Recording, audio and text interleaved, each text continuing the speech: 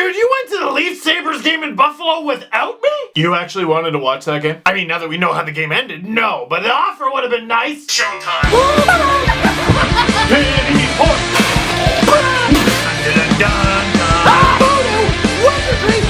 Whoopsie daisy, this team is ruining my life. Leafs lose, let me check, 4-1 to the Buffalo Sabres. Holy smokes, that was one of the worst Leaf games I've ever seen live. Glad I drove so far for it. Chad Johnson with the win, Johan Larsson with the 2-goal night, and Cal O'Reilly with a 2-goal performance. He's not even the O'Reilly brother who was nominated for the Masterton, which we can't talk about because people get upset. Go ahead and listen to the podcast. Look, not a great night for Garrett Sparks in what has been a recent stretch of not so good nights for Garrett Sparks, unfortunately. But I'm gonna pull the I was actually there card, the hashtag watch the game card. You can't hang that game on Garrett Sparks at all. The shots by the end of the game didn't look all that bad, and the Leafs did well in the third period in that department because of course they did, because they were losing by a lot. Are you losing in the third period? Good. Well, you should be out shooting your opponent in the third period. And at second intermission, the Sabres had twice as many shots as the Leafs. If the number I remember is correct, it was like 34-17. Sparks wasn't just facing a high volume of shots, they were high quality. Just a blast from the hash marks. Oh yeah, like it's nothing. The Leafs struggled so much with the puck in their own zone. They struggled to get it out. They struggled to even get a hold of it in the corner. They struggled in the neutral zone.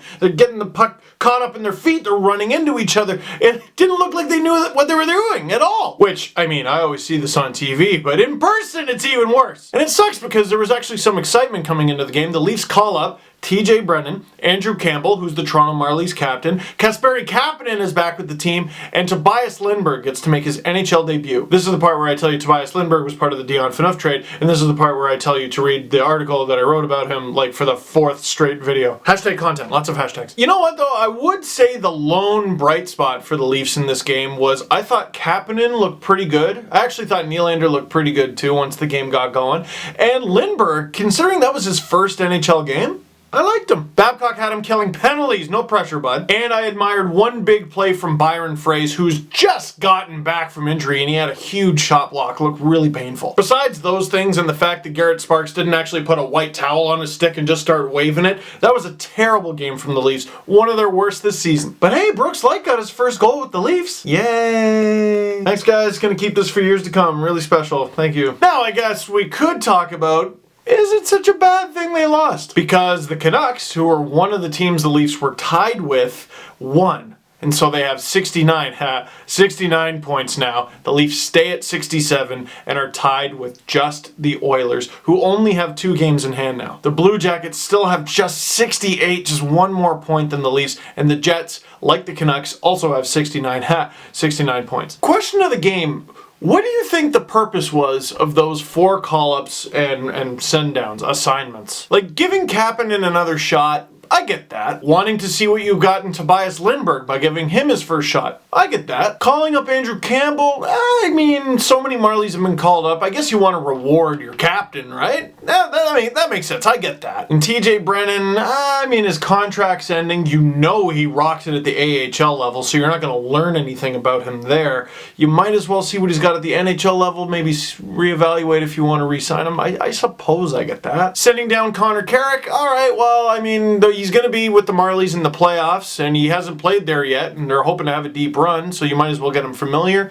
But I guess I get that. Renat Valiev, I mean, he's looked steady with the Leafs so far, and if you're going to call up 2 guys, you got to send down 2. You need another one. There's Valiev. I guess I get that. Zach Hyman proved he was an NHLer. I don't think the Leafs have any doubt, so you send him down after that evaluation. I guess I get that. Yeah. Connor Brown was just starting to heat up. I don't get that. But I mean, there was so much stuff involved with players coming back from injury and guys on emergency recall, and I can't even process it all in my tiny little brain. By the way, you're supposedly only allowed to call up like 4 players after the trade deadline. Lou Lamoriello's the best. God, I hated him when he was with the Devils, which made sense because he was with the Devils, but now that he's the Leafs, gosh, he's so much fun. And let me end on the Buffalo experience. Please welcome to the ice, your Buffalo Sabres.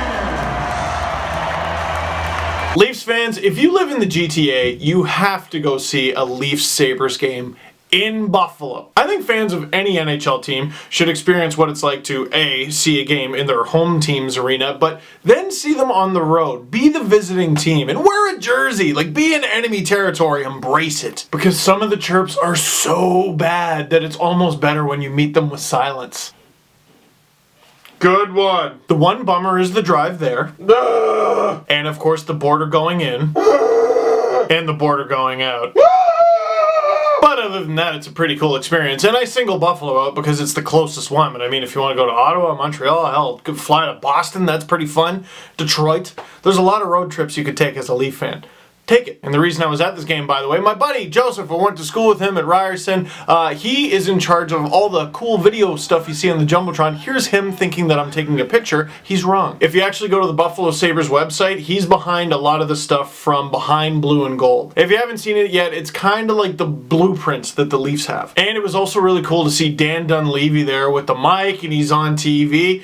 I remember him from when I was an intern at the Fan 590, and he was just doing updates. And a young Steve Dangle asked Dan Dunleavy for advice, and he said to make every mistake you can at least once. And I have. I mean, not intentionally or whatever, but thanks for the advice anyway. So that is it for this one. Thank you very much for watching. Click like if you like this video. Click subscribe if you really liked it. Tell all your friends. Brand new Panago Pizza Steve Dangle podcast down below. Going to annoy you with the Lindbergh article again. I'll throw in the Smith one again because I love traffic. And I also love first overall picks. So, like, please.